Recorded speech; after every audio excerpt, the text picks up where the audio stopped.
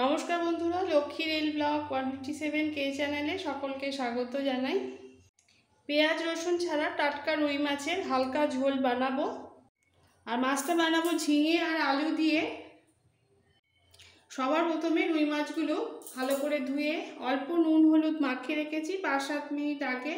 আর এখানে একটা লম্বা আলু, ঝিঙে আছে ছোট ঝিঙে, এটাকেও লম্বা করে কেটে নিয়েছি। এবার রান্নাটা শুরু করব। গ্যাস অন করে কড়াই বসিয়ে দিয়েছি। কড়াই গরম হয়ে গেছে, দিয়ে দেবো সর্ষের তেল।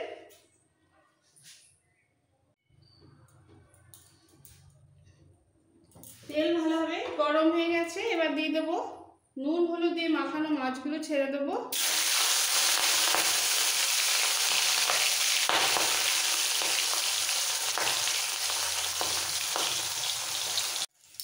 এই মাছ পিসগুলো ভাজা হয়ে গেছে, এইভাবে বাকি মাছগুলো ভেজে তারপর আমি আসছি। সবগুলো মাছ ভেজে রেডি করে নিয়েছি। এবার এই মাছ ভাজার তেলে সামান্য একটু কালো জিরে ফোড়ন দেব।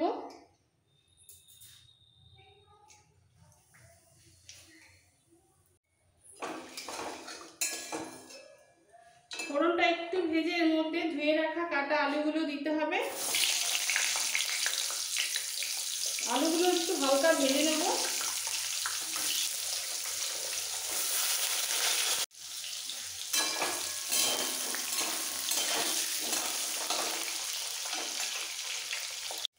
আলু হালকা ভাজা হয়ে গেছে, এবার এর মধ্যে দিয়ে দেবো ধুয়ে রাখা ঝিঙে।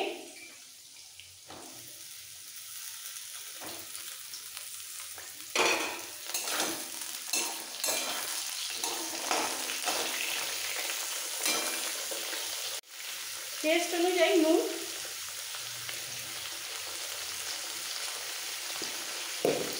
দেবো হলুদ পাউডার,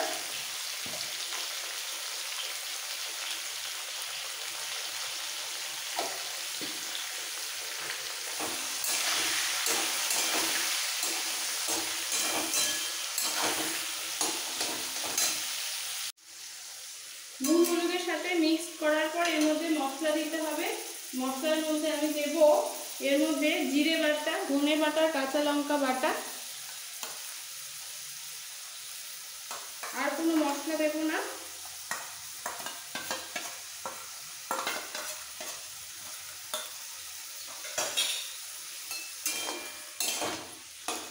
এবার একসাথে কষিয়ে নেব।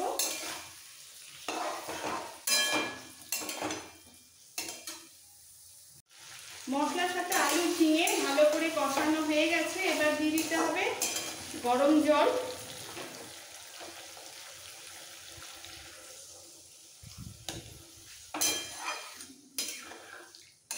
জলটা বুঝে দিতে হবে। এই মাছের ঝোলটা একটু হালকা হবে, সেই বুঝে জলটা দিলেই হবে। এবার আলুটা সেদ্ধ হওয়া পর্যন্ত ওয়েট করব। আলু একটু সেদ্ধ হয়ে এলে এতে ভেজে রাখা মাছগুলো দিয়ে দিতে হবে।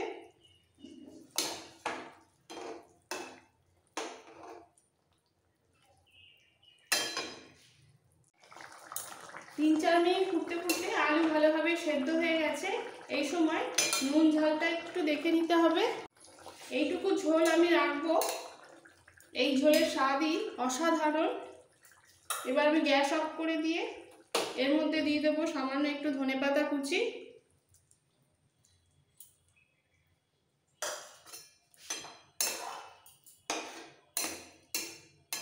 ব্যাস রেডি হয়ে গেল রুই মাছ দিয়ে হালকা মাছের ঝোল। এইভাবে ঝিঙে আলু দিয়ে রুই মাছের ঝোল বানিয়ে গরম গরম রাইসের সাথে পরিবেশন করুন। বাড়ির প্রত্যেকে খুব ভালো খাবে। আমার এই রেসিপি ভালো লেগে থাকলে বন্ধুদের কাছে রিকোয়েস্ট রইল লাইক করার, নতুন বন্ধুদের কাছে রিকোয়েস্ট রইল সাবস্ক্রাইব করার জন্য। Thank you.